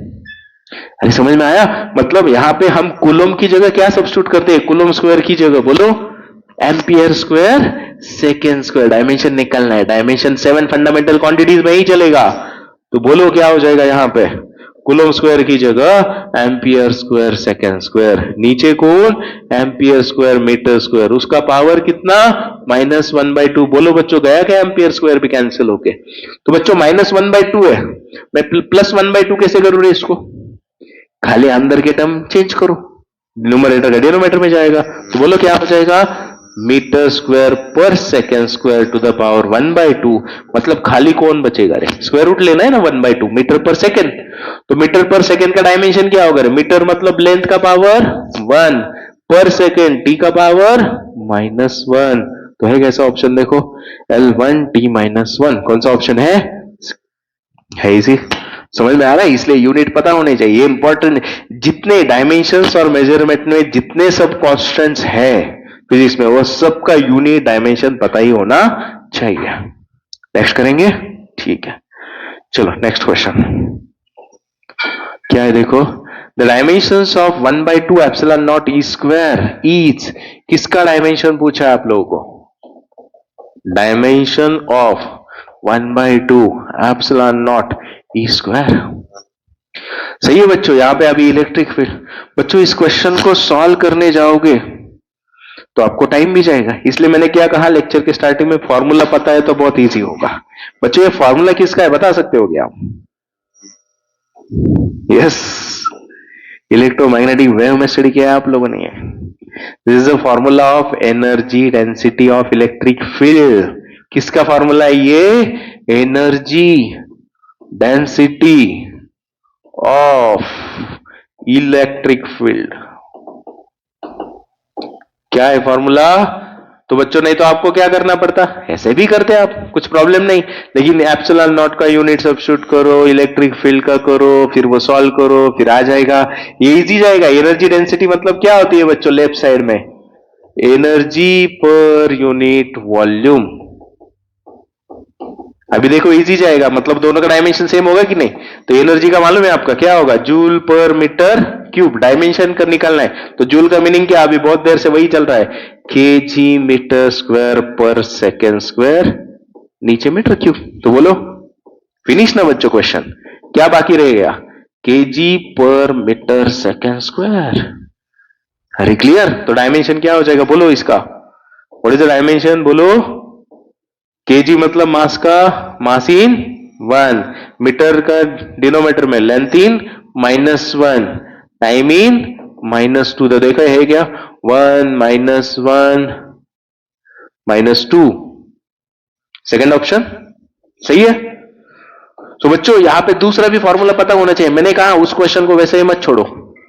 अभी ये energy density of electric field है, क्यों बाबा? वो पूछ सकते हैं energy density of magnetic field, सही है। तो क्या होता है एनर्जी डेंसिटी? राइट करके रखो, energy density of magnetic field. क्या होती है एनर्जी डेंसिटी? उसका फॉर्मूला लिखो बच्चों, B0 square upon 2 mu naught. So बच्चों लेफ्ट साइड में कौन है? Energy density. फिर से क्या होगा? Energy per unit volume. तो दोनों का यूनिट डायमेंशन सेम ना, energy density of electric field, energy density of magnetic field. अरे बच्चों क्वेश्चन समझ में आया? ये फॉर्मूला में है, कुछ डाउट नहीं? ठीक है, नेक्स्ट। सो बोलो नेक्स्ट क्वेश्चन क्या है? The dimensions of physical quantities are given by, आपको दिया है बाबा, m to the power a होगा, l इन b होगा, t इन c होगा, देन द फिजिकल क्वांटिटी। तो बच्चों आपको दिया है, मतलब a और b c की जगह वैल्यू सब्स्टिट्यूट करो, वो उस फिजिकल क्वांटिटी का डायमेंशन करेक्ट है या नहीं चेक करो। समझ में आ रहा है? तो सबसे पहले उल्टा जाएंगे हम, ये सब्स्टिट्यूट करने में टाइम जाएगा, ये क्वांटिटी का फटाफट डायमेंशन लिख लेंगे, जिसके वैल्यू मैच करेंगे वो इजी होगा। पहला कौन है बोलो? वेलोसिटी। दूसरा कौन है बच्चों? एक्सीलरेशन। तीसरा कौन है? फोर्स। चौथा कौन है? प्रेशर। सो डायमेंशन कहां से निकालते हैं? यूनिट से, फटाफट करो। तो बच्चों वेलोसिटी का unit metre per second, acceleration का unit metre per second, force का यूनिट, लेकिन न्यूटन चलता है डायमेंशन में? नहीं, तो क्या आ जाएगा? KG metre per second square. बच्चों प्रेशर क्या होता है? न्यूटन पर मीटर स्क्वायर उसका यूनिट। तो डायमेंशन क्या होगा बोलो? KG per metre second square होगा, सब्स्टिट्यूट करोगे। अभी लिखो डायमेंशन उसके फटाफट। इसका क्या आ जाएगा बोलो रे? Length in 1, time in -1। बहुत बार गलती करते हो, मीटर होता है वो, मास नहीं, तो लेंथ की जगह राइट करो। दूसरा क्या होगा? L1 T-2। तीसरा क्या होगा बच्चों? M1 L1 T-2। तीसरा क्या होगा रे लास्ट वाला? M1 L-1 T-2। अब इजी जाएगा ना क्वेश्चन, है ना? तो बोलो किस कौन सा मैच कर रहा है? अभी एक एक ऑप्शन चेक करते हैं। पहले इसमें बोल रहे ये मतलब किसका पावर है? यम। बच्चों पहले केस में मास है ही नहीं, तो मास कहां से आएगा? दूसरे केस में A1, दूसरे केस में भी मास नहीं है बच्चों, तो ये भी नहीं आएगा। अभी फोर्स का आपको मालूम है, फोर्स क्या है? 1 1 -2, यहां पे ये 0 है तो ये भी चला गया। 1 -1 -2, देखो ये मैच हो गए क्या? तो कौन सा होगा? प्रेशर। अरे करेक्ट, कुछ डाउट नहीं, इसकी वजह से पहले ही निकालने के आप बोलते चलो यम की जगह ये करो, वो दिक्कत खड़ी हो जाती है। करेक्ट, स्मार्ट वर्क भी रिक्वायर्ड है। चलो नेक्स्ट बोलो क्या है next. Which two of the following 5 physical parameters have the same dimensions? बच्चों तो ऐसा क्वेश्चन आता है तो सबकी यूनिट पता होने चाहिए डायमेंशन। अरे करेक्ट ना, क्वेश्चन इजी है, यूनिट मेजरमेंट चैप्टर भी इजी है। कब? जब आपको सब फॉर्मूले यूनिट डायमेंशन। तो बोलो सबसे पहले कौन है, एक एक लिखते हैं। तो बच्चों इसमें से कौन कैंसिल हो जाएगा? अभी यहां पे 5 के निकलने के नहीं है, पेयर चेक करो डायरेक्टली तो इजी जाएगा। बच्चों इसको refractive index is dimensionless quantity फटाफट पता होना चाहिए। तो मतलब इस और कौन सी डायमेंशनलेस क्वांटिटी है ही नहीं, तो ये 2 and 4 चला जाएगा। सो अभी 1 and 4 बोलो, 1 क्या है, एनर्जी डेंसिटी। बोलो बच्चों अभी किया था हमने, एनर्जी डेंसिटी का यूनिट क्या होता है, जूल पर मीटर क्यूब ना, it is energy upon volume. Next dielectric constant किया क्या बच्चों, डाइलेक्ट्रिक कांस्टेंट मैंने निकाल के दिया था। दूसरा की बोलो क्या होता है उसका यूनिट, न्यूटन मीटर स्क्वायर पर कूलम स्क्वायर। तीसरा बच्चों यहां पे तीसरा लिखता हूं, कंफ्यूज हो जाएगा। दूसरा चौथा यंग्स मॉडुलस क्या था रे बच्चों, अभी लिखा हमने न्यूटन पर मीटर स्क्वायर। लास्ट में कौन है, मैग्नेटिक फील्ड। तो बच्चों मैग्नेटिक फील्ड का क्या बाबा, यहाँ पे मैग्नेटिक फील्ड का वेबर पर मीटर स्क्वायर है, उसको ही टेस्ला बोलते हैं। लेकिन हमको हमारे काम का ये है, ये पता होने चाहिए इतने यूनिट्स होते हैं।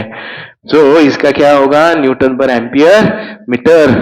तो बच्चों पहले केस को जूल नहीं चलेगा, उसको मॉडिफिकेशन करते हैं। जूल का मतलब क्या होता है मैंने बताया बच्चों, बोलो न्यूटन मीटर होता है कि नहीं, अपॉन मीटर क्यूब। मतलब कौन बाकी रहेगा रे, न्यूटन पर मीटर स्क्वायर। देखो बच्चों मिल गया आपका आंसर, आया कि नहीं, देखो न्यूटन पर मीटर स्क्वायर, न्यूटन पर मीटर स्क्वायर, ऐसा इजी जाएगा।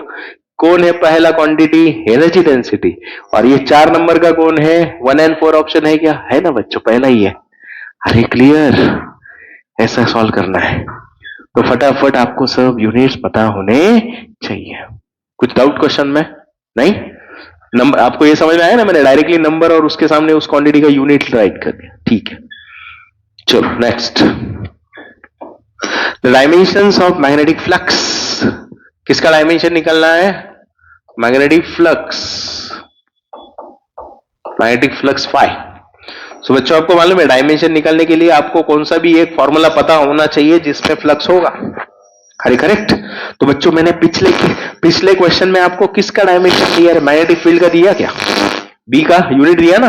सो आपको मालूम है मैग्नेटिक फ्लक्स कहां है, कि मैग्नेटिक फील्ड का फॉर्मूला क्या होता है, magnetic field is flux per unit area by magnitude लिखा मैंने, एक्चुअल में वेक्टर फॉर्म में होगा, ठीक है। अरे इज इट क्लियर। सो मुझे बताओ यहां से फ्लक्स क्या होगा, बी होगा, करेक्ट। कॉस थीटा तो यहाँ पे आपने देखा है, एंगल्स को तो डायमेंशन नहीं होते। सो बच्चों मुझे बताओ, पिछले स्लाइड पे मैंने यूनिट दे दी था ना आपको, बी का यूनिट क्या होता है जो डायमेंशन के लिए कर सकते हो, न्यूटन पर, अरे बराबर है क्या, न्यूटन पर एम्पियर मीटर। एक कौन है, एरिया है, यहाँ पे क्या हो जाएगा, मीटर स्क्वायर। सो बच्चों क्या बाकी रहेगा, अरे न्यूटन मीटर पर, अरे लेकिन डायमेंशन निकालने के लिए आपको न्यूटन चलेगा क्या, नहीं, तो क्या सब्स्टिट्यूट करोगे न्यूटन की जगह, KG metre per second square. क्या क्या सब्स्टिट्यूट, इनटू क्या है, मीटर पर एम्पियर। तो बोलो बच्चों क्या हुआ, KG metre square upon ampere second square. अभी लिख सकते हो ना डायमेंशन। तो बोलो क्या लिखोगे आप लोग बच्चों, सब यूनिट का खेल है, ये सब यूनिट मालूम करते चलो तभी आप फास्ट कर सकते हो। सो बोलो केजी मतलब मास इन 1, मीटर स्क्वायर मतलब लेंथ इन 2, टाइम कितना है -2, एम्पियर कितना है -1। ऐसा ऑप्शन है कि जरा चेक करो, m1 L2 T - C है क्या। सो क्वेश्चन में कुछ डाउट। सो जितना ज्यादा प्रैक्टिस करोगे उतने ज्यादा यूनिट्स लर्न होगे, उतने कम टाइम में क्वेश्चन सॉल्व करोगे, ये भी मैटर करेगा। नहीं तो आप लोगों को ज्यादा टाइम, यहां पे आते हो तो मैग्नेटिक फील्ड आपको आदत लग जाती है, magnetic field weber per metre square, तो इससे कुछ बनता नहीं। आया समझ में, ठीक है। नेक्स्ट बोलो बच्चों क्या है, कैलकुलेट करो।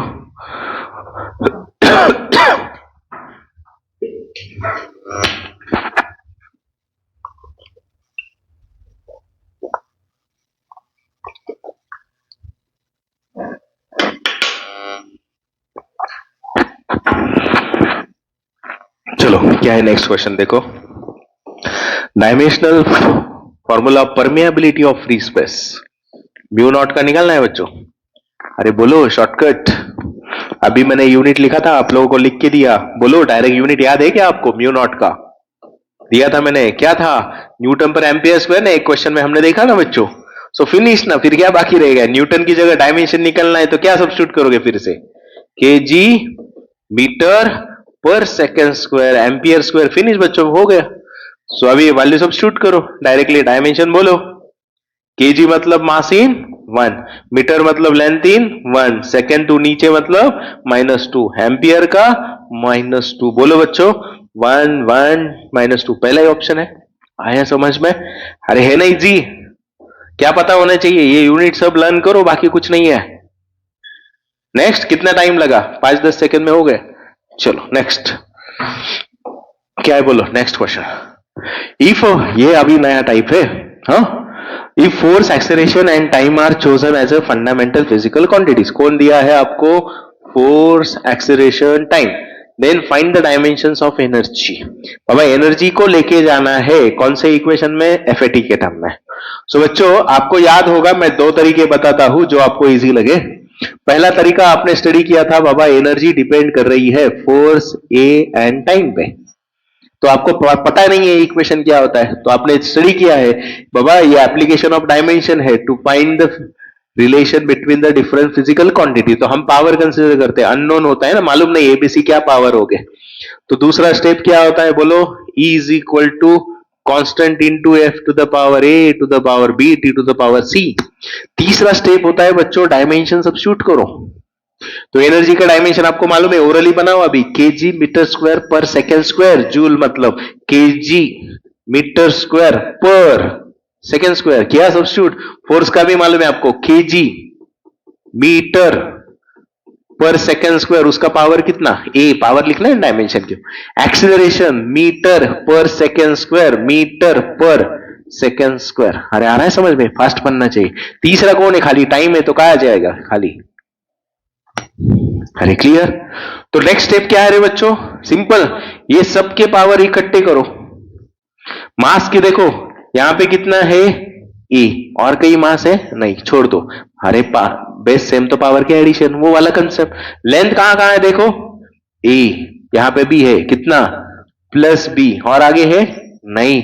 टाइम का देखो बच्चों, यहां पे है क्या? -2a, यहां पे है क्या? है -2b, यहां पे है क्या? है +c। अरे पक्का समझ में आया? स्टेप स्किप किया। सो कितना आया यहाँ पे? m1 l2 t-2। बच्चों नेक्स्ट क्या है बाबा?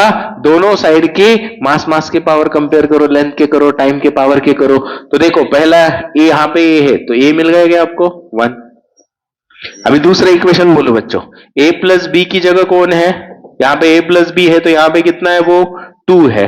सो आपको a मिल रहा है ना 1, तो b कितना हो जाएगा? सीधा सीधा बोलो। अरे मिल गया ना, क्योंकि वो उतर जाएगा। तीसरा इक्वेशन बोलो बच्चों क्या है? -2a -2b प्लस c, यहाँ पे टाइम कितना है? -2 है। सो बच्चों आपको ए बी मिल गए ना, दोनों 1 1 है, तो यहाँ पे क्या होगा? -2 plus c is equal to -2, ये -4 उधर जाए +4, तो c +2 आएगा। अरे सही है, तो मिल गए ना बच्चों इक्वेशन आपको। कैसे? ये इक्वेशन कब सॉल्व? एबीसी के वैल्यू मिल गए तो आपका आंसर मिल गया। सो सब्स्टिट्यूट कर दे, बोलो energy is equal to F to the power, A मतलब कौन रे? 1, तो यहां पे 1 ही आया। ए टू द पावर बी, वो भी कितना? 1। सी मतलब टी का पावर 2, तो F A T square. So C option है क्या बच्चों? करेक्ट। सो किया कि नहीं? इक्वेशन बना दिया, स्टेप समझ में आ गया आप लोगों को? तो बच्चों एक यहां पे ऐसा तरीका ये है, आपको जो सुटेबल है वो आप यूज कर सकते हो, वो आपका पढ़ाई पे डिपेंड करेगा कि बाबा यहां पे आप डायरेक्टली इस इक्वेशन में यूनिट डाल के चेक कर सकते हो। मतलब क्या? एक एग्जांपल बताता हूं, Fa -1t है पहला ऑप्शन, तो फोर्स का यूनिट क्या होता है? न्यूटन। अरे पहला फोर्स है ना, तो न्यूटन। दूसरा कौन है? एक्सीलरेशन, लेकिन वो कहां पे है? -1, तो मीटर ऊपर जाएगा सेकंड स्क्वायर इनटू। सो आपको मालूम है एनर्जी मतलब क्या मिलना चाहिए आपको? जूल यानी न्यूटन मीटर मिलना चाहिए, ये हो नहीं सकता, तो गया ऑप्शन। दूसरा ऑप्शन चेक किया, एफ ए टी, बोलो एफ मतलब कौन? Newton metre per second square into second, newton metre मिलना चाहिए लेकिन न्यूटन मीटर पर सेकेंड मिल गया तो ये भी नहीं होगा। तीसरा, एफ की जगह सब्स्टिट्यूट किया न्यूटन, ए की जगह सब्स्टिट्यूट किया metre per second square time square, देखो मिल गए क्या न्यूटन मीटर। मतलब दो तरीके, आप लोग एक तो सॉल्व करो नहीं तो डायरेक्टली यहां से यूनिट सब्स्टिट्यूट करके चेक करो। कुछ डाउट? ठीक है, चलो नेक्स्ट बोलो बच्चों। Next question, the physical quantity of dimensions of length, किसका dimension? Length can be form out of, मतलब पिछले केस में जैसे energy is a function of force acceleration and time, वैसे यहां पे लेंथ किसके टर्म में लेके जाना है? तीन टर्म में। कौन कौन क्या है बोलो। पहला सी कौन है बच्चों? C indicates the what? Velocity. दूसरा कौन है बच्चों? जी, जी कौन है? Universal gravitational constant. तीसरा कौन है बच्चों? E square upon 4 pi epsilon naught. अरे सही है, तो इसके टर्म में इक्वेशन लेके जाना है, करेक्ट। तो अभी इस केस में आप बोलोगे कि सर पिछले आपने तरीका बताया था वो यहां पे यूनिट सब्स्टिट्यूट करे तो ये आपको दिक्कत खड़ा करेगा, तो अब बेटर वे जैसे मैंने इक्वेशन सॉल्व किया था वैसे फटक से सॉल्व करें। मतलब कैसा सॉल्व किया था याद है बाबा? कौन चाहिए लेफ्ट साइड में? लेंथ चाहिए।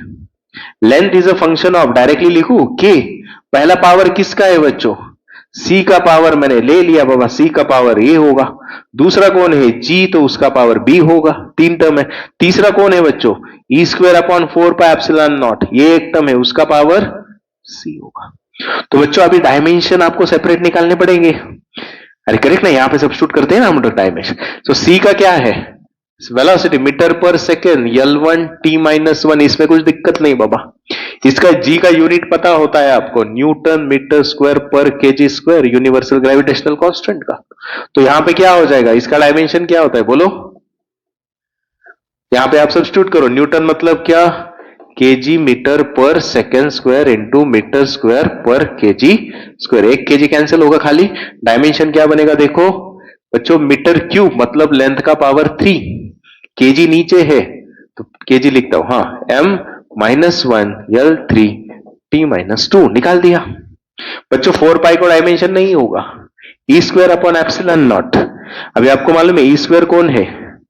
चार्ज है, लेकिन चार्ज चलता है क्या? नहीं। करंट इंटू टाइम, डायरेक्टली बोलो एम्पियर स्क्वायर इंटू, अरे चार्ज की जगह करंट इंटू टाइम, करंट का ampere square into T square.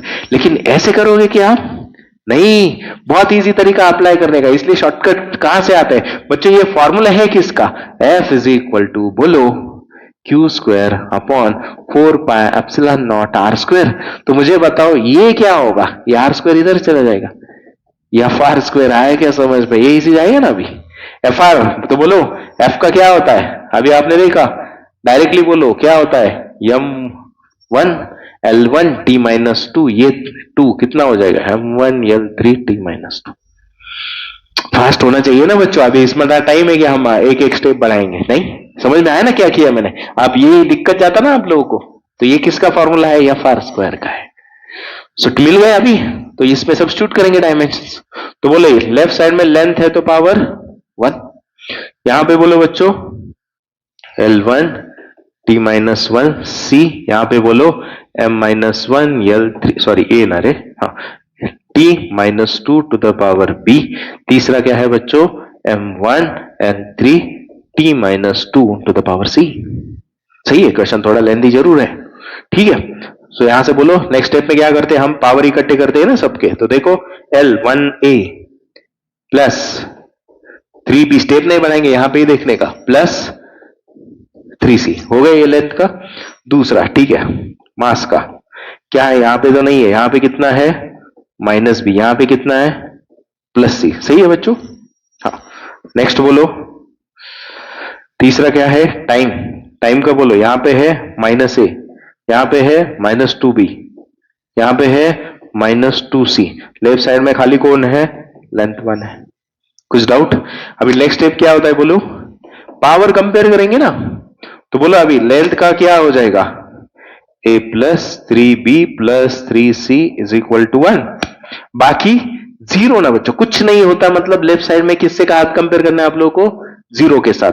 तो दूसरा इक्वेशन क्या होगा, minus B plus C equal to zero. मतलब एक बात तो समझ में आ गई आपको, बी की वैल्यू सी के बराबर होगी, सही है। तीसरा माइनस ए, तीसरा इक्वेशन क्या है, minus A minus two B minus two C equal to B zero. तो बच्चों एक बार चेक करने को जाता है, हमको खाली डोंकी वर्क करते नहीं बैठना है कि बाबा b is equal to C, मतलब किसका पावर सेम होना चाहिए, g और E square upon 4 pi epsilon naught का। सही है, थोड़ा चेक करते हैं बाबा यहां पे है कैसा इक्वेशन में, यहां पे g यहां पे सेम है, अरे करेक्ट, यहां पे g नहीं है, इनका पावर अलग होता है, रेसिप्रोकल है, अरे सही है, तो ये नहीं होगा। यहाँ पे g और ई स्क्वायर अपॉन का सेम है, मतलब कोई फायदा नहीं, सॉल्व करना पड़ेगा, अरे थोड़ा ध्यान होना चाहिए बीच बीच में। तो अभी बोलो तो क्या करेंगे बच्चों, इजी। तो b प्लस इक्वल मिल गया ना, तो मैं यहाँ पे पहले इक्वेशन में सब्स्टिट्यूट करता हूं कि बाबा b की जगह c सब्स्टिट्यूट किया, अरे करेक्ट, तो कितना हो जाएगा a plus 6c is equal to 1। इस इक्वेशन में b की जगह c सब्स्टिट्यूट किया, तो b और c माइनस ए माइनस 4, अरे सही है क्या, क्या हो जाएगा, सही है ना, minus A minus 4c is equal to 0। कुछ डाउट इसमें नहीं? तो बच्चों अभी क्या करेंगे, मुझे निकलना है, इस इक्वेशन को सॉल्व करेंगे, प्लस किया तो ये माइनस ए निकल ही जाएगा, सो क्या बाकी रहेगा, 2c इज इक्वल टू 1। तो c कितना हुआ रे, c 1/2, तो कौन 1/2, b is equal to c है, तो दोनों पावर 1/2 मिल गए, और कौन बाकी निकलना है, खाली a। तो कौन से भी इस इक्वेशन में सब्स्टिट्यूट करता हूं पहले वाले इक्वेशन में, तो बोलो क्या आ जाएगा, a plus 6 into 1/2 is equal to 1, so 3 ना बच्चों, तो ये कितना हुआ रे, -2 हुआ।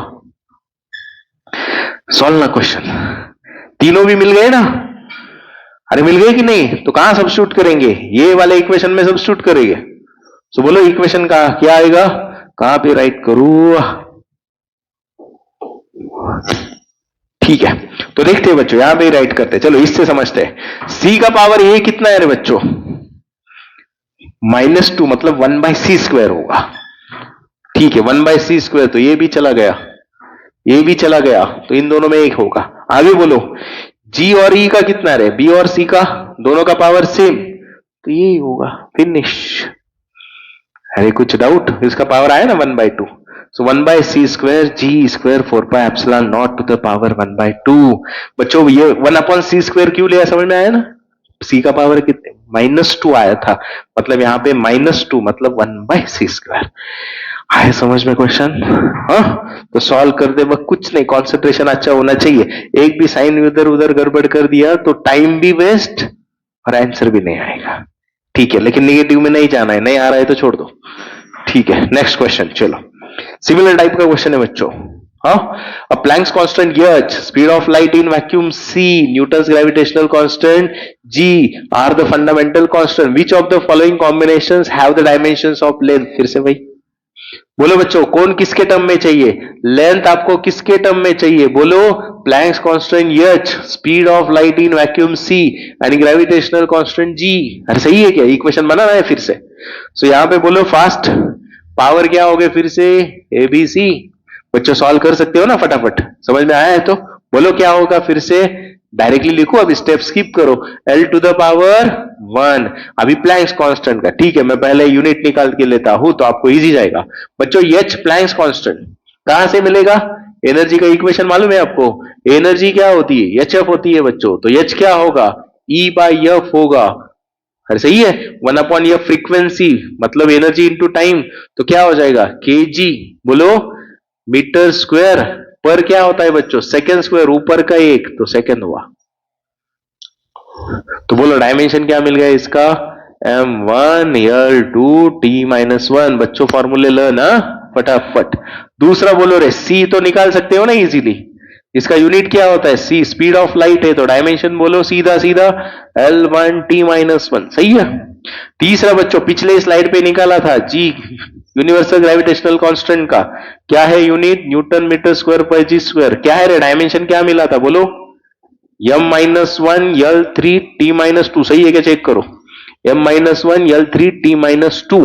इज इट क्लियर, तो अभी नेक्स्ट स्टेप किसको जाओ, सीधा हम सब्स्टिट्यूट करते इस इक्वेशन में बोलो लेफ्ट साइड में कौन है, लेंथ का पावर 1, आपको लेंथ चाहिए बाबा, लेंथ इस कौन से इक्वेशन के बराबर होगा आगे, तो बोलो पहला कौन है बच्चों, एच का डायमेंशन सब्स्टिट्यूट करते हैं, एच का क्या है m1 l2 t minus 2 to the power a। दूसरा कौन है बच्चों, speed of light metre per second to the power b। तीसरा क्या है बच्चों, m-1 l3 t minus 2 to the power c। अरे क्लियर, ठीक है।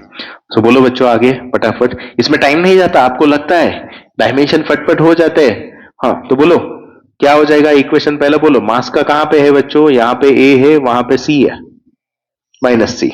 लेंथ का बोलो आगे, यहां पे 2a है, यहां पे प्लस b है, वहां पे प्लस 3c है, सही है। तीसरा बोलो टाइम का, यहां पे माइनस a, यहां पे माइनस b, यहां पे माइनस 2c, क्लियर। और लेफ्ट साइड में कौन होगा, लेंथ दिया है आपको, मास 0 होगा, लेंथ 1 होगा, t भी 0 होगा। अरे क्लियर, छोड़ने का नहीं, क्वेश्चन को आराम से 4 मार्क्स देगा आपको। अगर क्वेश्चन कैसे सॉल्व करना पता है तो एक थोड़ा टाइम गया तो चलेगा, लेकिन 4 मार्क्स आएंगे, ठीक है। बोलो अभी कंपेयर करो a माइनस सी, तो बच्चों a कितना है, c के बराबर है, तो देखते चलो ऑप्शन की तरफ, a c के बराबर मतलब h c का पावर सेम है, h और अरे बराबर क्या, मेरे ख्याल से आंसर मिल गया, नो नीड टू सॉल्व। सही है क्या, h का पावर कितना है हमने लिया a, और c का पावर कौन है, अरे g ना, सॉरी g ना, h और g का पावर सेम है, मतलब आपके ये दो ऑप्शन चले गए, खाली ये और इसमें से बचा। अरे इज इट क्लियर, बराबर ना, दोनों में h g सेम है, ठीक है, सॉल्व कर दे। दूसरा बोलो अभी पावर कंपेयर करो, हाँ next 2a plus b plus 3c, L का पावर कितने बराबर है 1, तो बच्चों a की जगह c सब्स्टिट्यूट करो, तो क्या हो जाएगा बोलो, a की जगह c सब्स्टिट्यूट किया तो b plus 5c is equal to 1, ठीक है। तीसरा इक्वेशन लो, टाइम का क्या है बोलो, minus a minus b minus 2c equal to 0, फिर से सब्स्टिट्यूट करो बच्चों, a की जगह c सब्स्टिट्यूट करो, तो minus b minus 3c equal to 0।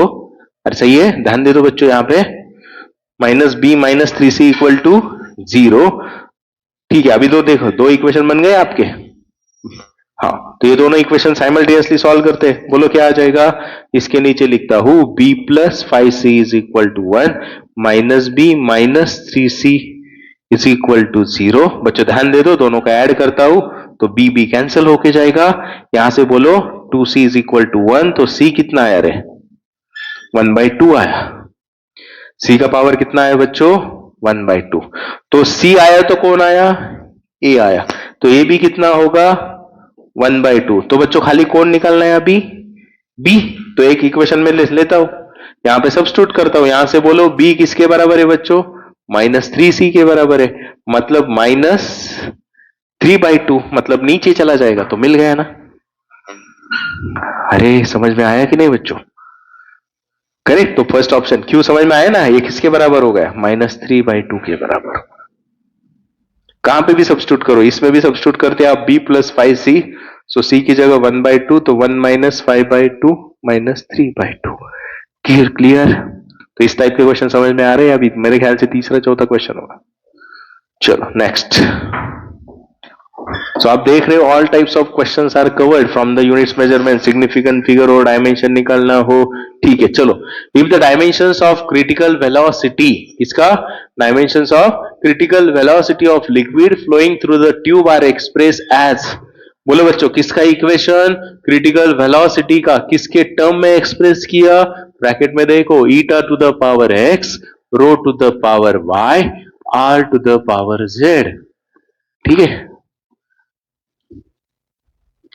ठीक है। z वेयर ईटा क्या है बच्चों, eta is a coefficient of viscosity, rho क्या है रे बच्चों डेंसिटी, एंड क्या है रेडियस, है समझ में। तो आपको निकालना है बच्चों, मतलब डायमेंशन निकाल के आपको तीनों कांस्टेंट के वैल्यू निकालने हैं खाली यहां पे, मतलब कौन, यहां पे x y z, तो सेम स्टेप ना, तो बोलो क्या करोगे आप लोग? यहां पे तो कुछ ऑप्शन नहीं, यही चाह रहा है। So critical velocity metre per second, बोलो L1 T माइनस 1। बच्चों जो पता है वो तो सब्स्टिट्यूट करो। ईटा कोएफिशिएंट ऑफ विस्कोसिटी, कहां पे आती है coefficient of viscosity? Newton's law of viscosity, mechanical properties of fluid. तो यहां पे निकलता हूं मैं सेपरेटली, समझ में आएगा। बोलो क्या था formula? Force is equal to eta A into D V by D X. So बच्चों कभी कभी इसका भी आ सकता है, D V by D X is called the velocity gradient. So बोलो अभी कौन निकालना है आपको? ईटा का डायमेंशन नहीं ना पता है, तो यहां से बोलो ईटा क्या हो जाएगा बच्चों? F into D X upon A into D V. तो करो सब्स्टिट्यूट, डायमेंशन निकालना है तो फोर्स की जगह बोलो KG metre per second square, dx मतलब मीटर, एरिया मतलब मीटर स्क्वायर, वेलोसिटी मतलब, ये समझ में आ रहा है ना? थोड़ा फास्ट बता रहा हूं। तो बोलो यहां से कौन कैंसिल होके जा रहा है? बोलो ये मीटर मीटर, ये मीटर स्क्वायर चला गया बच्चों, एक सेकंड भी चला गया, तो कौन बाकी रह गया? बोलो ईटा केजी मीटर सेकंड रह गया बच्चों। तो अब इसके आगे नहीं, ध्यान में रखोगे, इतना टाइम नहीं है ये सब करने में। तो क्या मिल गया डायमेंशन? बोलो यहां पे देखो केजी एम इन 1, एल इन -1, टी इन -1, 1 -1 -1। यही क्वेश्चन बन सकता है, find out the dimensions of coefficient of viscosity, find the dimensions of velocity gradient. Questions all type से सोचो। तो करूं सब्स्टिट्यूट बच्चों अभी, चलेगा? तो बोलो यहां से क्या हुआ? इसका dimension m1 l -1 t -1 to the power x। ठीक है, आगे बोलो डेंसिटी मालूम है ना, ओरली करना चाहिए density, mass of KG per metre cube, KG metre cube. वाई आया समझ में? आर क्या है बच्चों? खाली रेडियस है, रेडियस मतलब क्या है? वो लेंथ है, मतलब क्या आएगा? L1 to the power z। Clear? So अभी करो यहां से, बोलो बच्चों अभी खाली पावर कंपेयर करना है। L1 T -1 पावर इकट्ठे करो, मास का पावर क्या बनेगा बच्चों? यहां से x बनेगा, यहां से y बनेगा। आगे बोलो लेंथ का पावर, यहां से -x, यहां से -3y, यहां से +z। टाइम का पावर खाली -x। क्लियर? तो कंपेयर करने के बाद बोलो अभी टाइम का डायरेक्टली मिल गया बच्चों आपको, -x -1 के बराबर है, तो x1 मिल गया। करेक्ट? तो दोनों यहां पे भी ध्यान रखने का, बाबा ये दोनों चले गए, सही है। आगे बोलो अभी दूसरा, x प्लस वाई, मास की कितना है? 0, मतलब y किसके बराबर है बच्चों? -x, मतलब y कितना हुआ? -1 हुआ। तो मेरे ख्याल से यही ऑप्शन है, आगे सॉल्व करने की जरूरत नहीं, सही है। और z निकाल के रखो, -x -3y plus z is equal to 1। तो बोलो बच्चों यहां से क्या सब्स्टिट्यूट करोगे? करेक्ट, y की जगह -1 सब्स्टिट्यूट करो, दोनों वैल्यू पता है तो सब्स्टिट्यूट करो, -1 यहाँ पे +3 plus z is equal to 1, तो z इज ऑल्सो -1। तो हो गएगा बच्चों बराबर C। अरे क्वेश्चन आया समझ में? करेक्ट? तो यहां से नंबर ऑफ पॉसिबल क्वेश्चंस भी आप सोचो, ठीक है। नेक्स्ट क्या, सॉरी वही है, चलो next question. If force velocity and time are taken as a fundamental unit, the dimension of mass, मतलब इक्वेशन क्या रखोगे? Mass is depend on F V T. Equation क्या बनेगा रे? मास, बोलो बच्चों mass is equal to constant, कौन चाहिए आपको? फोर्स वेलोसिटी टाइम, उसके पावर ए बी सी मैंने कंसिडर की है बच्चों, वही चल रहा है, अभी स्टेप्स नहीं बढ़ाएंगे हम, है ना। तो बोलो अभी नेक्स्ट स्टेप क्या है? डायमेंशन सब्स्टिट्यूट करो, मास की जगह आ जाएगा बच्चों खाली m1 आ जाएगा। बोलो फोर्स की जगह dimension m1 L1 T -2 to the power a। v क्या है बच्चों? वेलोसिटी मीटर पर सेकेंड, और t कौन है बच्चों? Time to the power c। तो करो नेक्स्ट स्टेप क्या हो जाएगी? m टू द पावर 1, सबके पावर इकट्ठे करो, m का पावर 1 इंटू a, ये बनेगा, दूसरा कोई है नहीं, l का पावर ये बनेगा, यहां से प्लस b बनेगा, दूसरा है नहीं, टाइम का -2a minus b plus c। ठीक है, आगे बोलो अभी पावर कंपेयर करो बच्चों, a डायरेक्टली सीधा कितना मिल गया रे? 1, a plus B, left side में लेंथ है ही नहीं तो 0, मतलब b की वैल्यू -a के बराबर होगी। ठीक है, मतलब b कितना हुआ रे? -1 हुआ, a कितना हुआ? 1। अभी कौन निकालना है बच्चों? c। तो -2a minus b plus c equal to 0 बच्चों। तो a की वैल्यू सब्स्टिट्यूट की 1 बी की जगह सब्स्टिट्यूट किया तो +1 प्लस सी इक्वल टू 0, तो सी किसके बराबर हुआ रे? 1 के बराबर। ये ध्यान दे दो, सही है क्या बच्चों? क्लियर? तो यहां पे अभी वैल्यू सब्स्टिट्यूट करते हैं तो इक्वेशन बन जाएगा, इस इक्वेशन में सब्स्टिट्यूट करो। सो मास इज इक्वल टू, बोलो बच्चों, एफ का पावर कितना है? ए, मतलब कितना रे? 1 ही। ठीक है, आगे बोलो। तो बच्चों, अगर आपको मेरा वीडियो पसंद आया है तो do not forget to like, share and subscribe. तो पढ़ते रहो फिजिक्स विद वैभव सर।